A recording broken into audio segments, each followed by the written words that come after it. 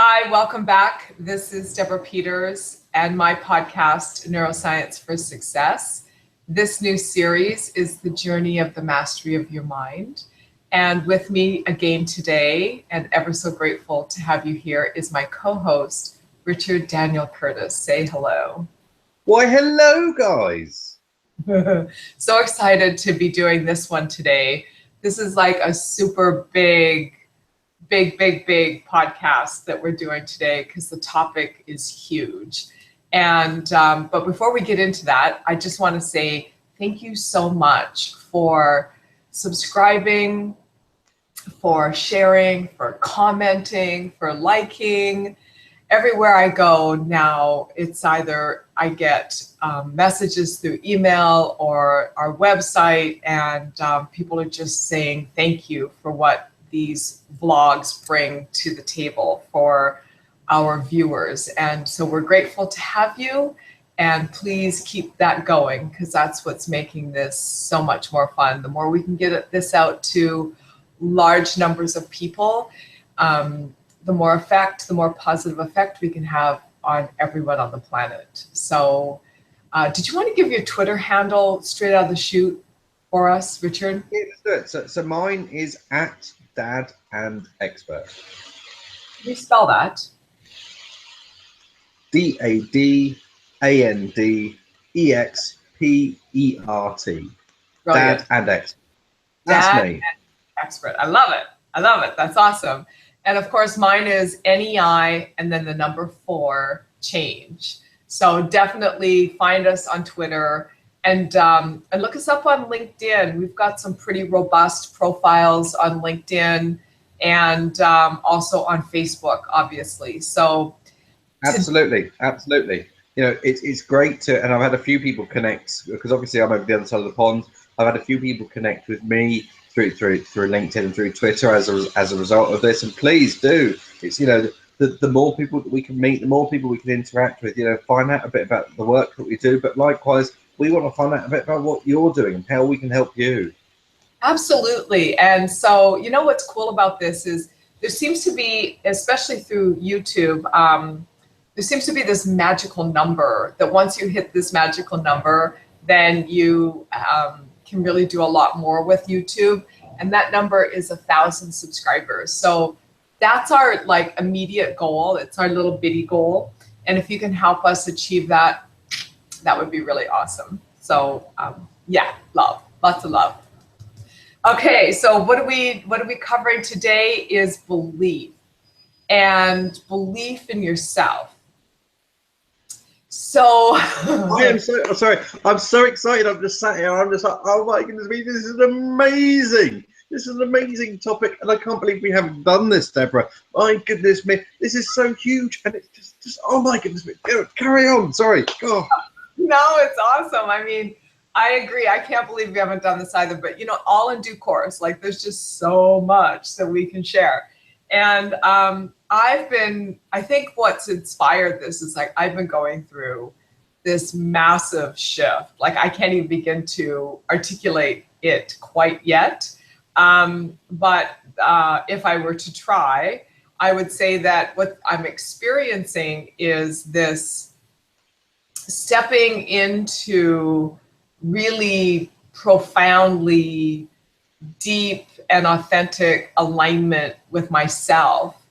And how that's showing up is, you know, if I start to feel just a little bit bad or a little bit low energy or a little bit negative, I see it right away. Like I've become this like uber observant person of myself. And as I start to feel these sort of like less than awesome emotions, I see it and I put myself in check and I ask myself like, what were you just thinking? What were you just thinking? Oh, it was that thought. Oh, well, that thought makes me feel bad. Why would I think a thought that makes me feel bad?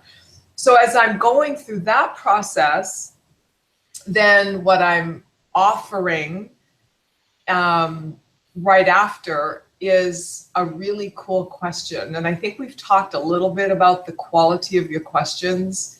And so this question that I'm asking myself is, well, what else is possible? You know, what else is possible? So with all of that said, I've been weeping a lot. I've been crying a lot. There's no emotion attached to the tears. It's just kind of like, I guess I'm kind of like having like an inner shower. Like it's just releasing from my system. And I just feel so amazing. And that amazing feeling is this, remembering of belief, remembering that I believe in me, and remembering that I believe in the thoughts I think around my goals and my dreams and how amazing and magical life is. And those feelings, those sensations are just like, wow, you know, there isn't a drug, there isn't anything on the planet that compares to this. So that's what I'm going through. And that's why I want to talk about belief for our viewers today. Wow, wow, and I mean, it's so inspirational and so wonderful to hear your story. I mean, I'm certainly in terms of my belief story, I'm at a different point than you are, and just you know to contextualize kind of where I am, so that everyone understands the conversation that we're going to have. So I my background is that I as you can see, you know, the Kid Karma. I historically am a child behaviour expert. So much more nowadays. I'm doing work with adults, work, you know, with employers, work with business leaders. You know, looking at adult behavior, looking at adult mental health, looking at adult mindset, and that's all based on a very firm foundation on children's behavior. And certainly, I'm one of the leading experts in children's behavior, but actually that means that knowledge, that base means that I can talk very competently about adult behavior, about adult mental health, about the issues that are coming up for business owners, that are coming up for entrepreneurs, that are coming up for in the workplace, are coming up for leaders. And it's only because of the self-belief journey that I've been on that I'm comfortable with doing that. I can remember, sort of 2 years ago, someone said to me, "Oh, you need to not tell anyone you were a child behaviour expert. If you're dealing with adults, you need to not mention it." And actually, I think that's completely wrong, because that's just kind of hiding my own, my own personality, my own identity. Actually, the reason that I can work so well with adults and understand adults so well is that I understand where all of those things come from, where all those behaviours come from, the intergenerational stuff, the psychology, the attachments, the mindset. I understand where all of that comes from because I understand children so well. And so actually, as I'm working more, as I say, more and more in the adult field, and I would say at the moment, probably 75% of my working life is spent on adult behaviour as opposed to children's. It's only because I've got a very good sense of belief in my own skills and my own background and my own story. So I completely hear what you're saying, because actually that's something that I kind of went through, a couple of years ago, where I just spent almost so much time saying, well, who am I? Do I want to leave this behind? Do I want to embrace this? All those things. Well, what's interesting about that is I have gone through this many times, because there are always, there's the 4 levels of consciousness, right? You don't know what you don't know, you know what you don't know, then you know, and then you get into this place where it's just second nature, and then you start over. So I've had this experience very prolifically many times in my life, and every time I have this experience, I learn more deeply how to connect with me. The beauty of that is, as I learn more deeply how to connect with me, then I can better serve my clients. And when I'm working in a company, when I'm working with a leadership team, and I'm listening to and even observing things that they're experiencing. For example, if I'm working with, which I'm working with a few companies right now, and I'm seeing that they're at different levels of self-awareness. For one particular example, there's a slow process for them to execute on new ideas. And a new idea or a solution to a block or a choke point that they've had might take them weeks to execute on, when in actuality it's something they could execute on in like less than half a day. And it just drags and drags and drags. And I'm like, what's the drag? Well, the drag isn't anything external. The drag is their limiting beliefs. It's their negative self-talk. So I like to share and be really vulnerable about the processes that I'm going through. Forgive me, there's a siren going by. No, that's all right. So welcome to the urban metropolis, you know. But I like to share this with our viewers because I want you guys to understand something really profound, and that is, it's natural to go through these processes, these experiences where you offload the stuff you took on as a child from your environment because that's all you were taught, because that's all they knew too. And thus therein lies the passing down of these programs and patterns of thought that create emotion, that block you from achieving. And that's the reason I share that point. It's so true. Have I told you my money story? Yes, you have. Would you like to share it again? Did I? I can't remember if I know. I can't remember if I've told you on this, but it's so true. I mean, it's something that I spent a great deal of time dealing with is my parents' money story. You know, I can remember as a child the house being repossessed. I can remember my stepfather being unemployed. I can remember everything being really tight. My mother was the money maker. At one point, we had to move back in with my granny because she couldn't afford to live all of these things. And what I found was that really inhibited what I was doing and how my business was growing. And it was so important. It was such a turning point for me to sit down and have those conversations with my parents about where I am going financially and how actually I'm earning more than they've ever earned, and how just shaking off those shackles, because we are selfish beings. It always comes back to us and what we've experienced and what we've learned throughout our lives. And so as you become aware of it, as you go through the journey, as you become conscious of these things, it's really important you make conscious decisions about, okay, is that my belief or is it my parents' belief? Right. The other analogy I use is food. Have I told you the food analogy? Tell us. So when it comes to eating a meal, you're enjoying a meal, but very often you get to a point where you're comfortably full, but we will keep going until we've cleared the plate. And I'm sure you'd recognize this as well. And that comes from our parents, not from us. Yeah, it comes from them being in struggle, having a poverty consciousness, all of those old stories that don't apply anymore. What's really cool is that you were actually able to sit down and have that conversation with your parents. And for those of you out there that just could never do that for whatever reason, whether your parents are still here or whether they would be totally resistant and unable to make that conversation work together, it doesn't matter.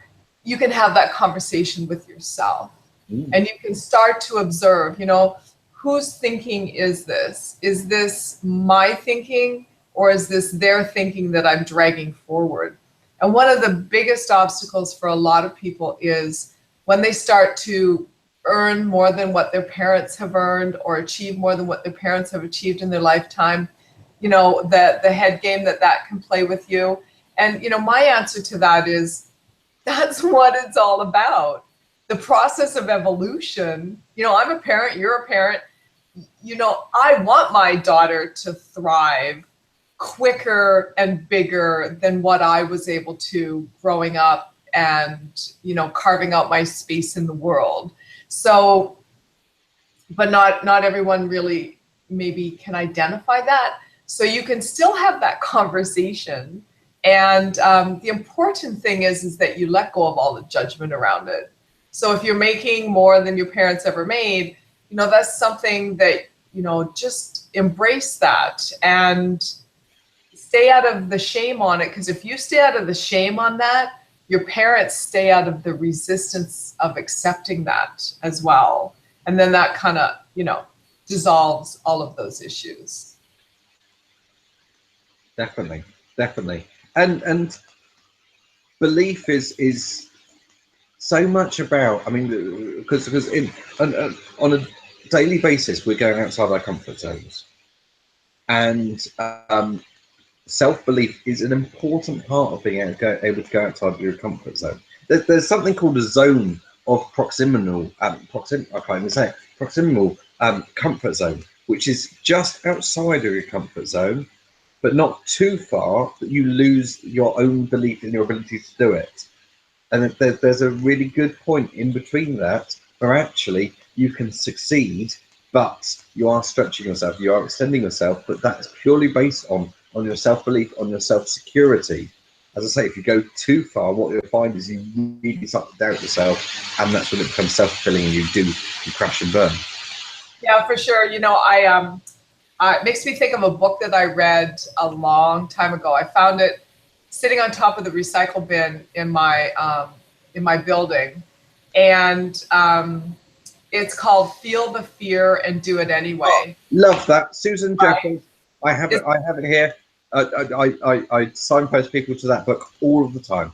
Amazing. It's by Terry Cole Whitaker.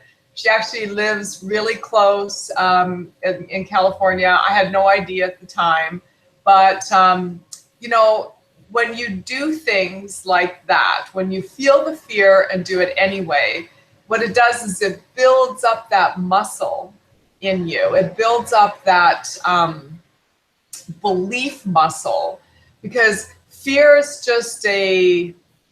a no thing. It's not even real. It's just something that we've created in society. It's an energy. It's a feeling that comes out of negative thinking. So when you feel the fear and you do it anyway, you're building the belief muscle. And just like my biceps, I've been doing curls.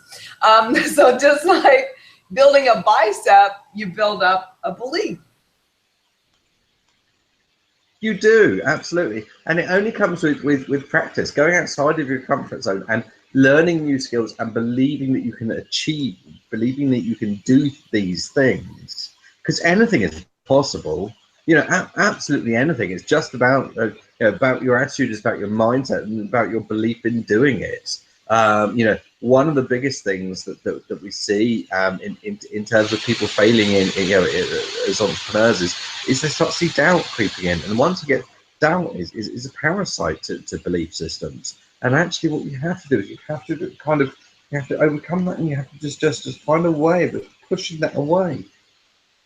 There's this concept in negotiations that whoever is the most connected to the outcome is the one that gets the outcome. And so how do you define connected? Well, it starts with, an alignment with yourself. And then that alignment with yourself is what aligns with the particular outcome that you're seeking. And that is an intangible. It's not something that you can actually feel or taste like on a tactile level. It's an intangible. It's something that's within you. And, there's so much like mind chatter that goes on, especially if you're listening and you're talking to other people that are not in alignment. You're just going to keep yourself out of alignment. You really have to become, wait. You really have to become circumspect in terms of who you hang out to and what you listen to and what you watch. Go. How do you know that what you're doing is right for you, Deborah? For me, it's a feeling. It's a feeling that is in my solar plexus. It's like and I wanted to say this as my one, but I'll come up with another one. So, because this is Repeat it. It's fine. so it's a feeling for me. It's belief. It's a feeling. And then another level up, which is even more powerful, is it becomes a knowing. You remember when we talked about appreciation and gratitude, and I said, okay, gratitude's here and appreciation's here, right? So believing is here, knowing is here. And so I've cultivated a awareness of what that is for me. And it's different for everyone. I think so. So I agree completely with you, and it's almost identical, slightly different words, but almost identical to exactly how I describe it. The thing that I really look for is being able to describe it. The moment that you can describe what you know, so you know, I don't know, you're coming up with a new product, and once this new product is out there on the market, then you're able to talk about what your team will look like, what the sales process will look like. As long as you can describe, as long as you can visualize and describe what that finished product will be like, then actually, I personally feel that's the ultimate belief in something. Okay, so that works for you. And again, it's I think we all have to find what that is for us. And maybe that's a good exercise to give our viewers is, start paying attention to how you feel when you think a thought, when you think of your goals, when you think of your dreams, and you think of a desired outcome and something that you want. And notice, just pay attention. Does that feel good? Does it feel bad? If it's not really quite, connecting, then maybe you need to dig into it a little more and spend a little more time with it. And definitely don't talk to other people about it, because Oh no. Oh, no, goodness me. Because the moment you give your personal belief to someone else for them to judge is the moment that it's not your personal belief at all. It's something that's out there for the taking. Yeah, it's good. It's all over at that point. Speaking of being all over, our alarm went off. Yeah, so fine yet again. Oh my goodness me! That's the problem with what we do, is we are just both so passionate and both so in flow. I mean, I get various people say to me, "How do you know? How do you keep these conversations going?" Because actually, we just flow. It just feels right. There is no resistance in our conversation as we're going, and that's how we feel the time. it's a beautiful thing, as they say. So what's your one? So my one for me is all about belief and flow, because actually, when you if you've got the right belief for you, then you will feel the flow. Inside your body, inside your mind, it will be absolutely, it will all be going in the right direction. Even if you're having to do tasks or jobs that you don't really want to do, you will feel that actually it's always moving you forward. Yep. So my one is take time every day to tune into a belief that you know is true, because that'll help you identify the feeling, if it's a feeling for you, or the visual, or whatever it is for you. It'll help you identify that knowingness. Okay, so belief, knowingness. So you can start with simple things like universal quantifiers. So you can say to yourself, okay, is it true that the sun comes up every day? You may not see it, depending on which side of the pond you're on. However, that's irrelevant. So, do you believe that the sun? Was that a dig about our weather, Deborah? Was that a dig about? I knew you were gonna catch me on that one. I'm sorry, I had to. So, think about something like that's a universal quantifier. So the sun comes up every day, and feel that in your body, and you get a yes, right? So then you can use that. Again, we're coming back to calibration. Remember the last one we did where you stood up and you were like the leaning forward and backward with the yes or no? And I said, that's an awesome exercise. Before you ask the question, you got to calibrate to know what a yes is and what a no is. This is the same. So you want to think of a universal quantifier like, I breathe naturally. You know, I don't have to think about breathing. That's a universal quantifier. And you can feel the yes through your existence. Now you know what knowingness feels like. And then you can compare everything else to that knowingness. And you can start to cultivate that muscle around your goals and your dreams. That's my one. I love it. Absolutely fantastic. My goodness me. Right, God. Well, please, to our listeners, please give us some comments. What is this? Because this is a really crucial episode. So please give us some comments. What has this episode done for you? What has it made you think of? What's it made you realize? Yes, please. And share this with everyone, because I'm sure we all know lots of people that struggle with believing in themselves. So yeah, thank you. Thank you for watching. Thank you for commenting. Thank you for sharing. Thank you for liking. Thank you for subscribing. We love you. Have a fantastic rest of your day, whatever you're doing. And believe in yourself.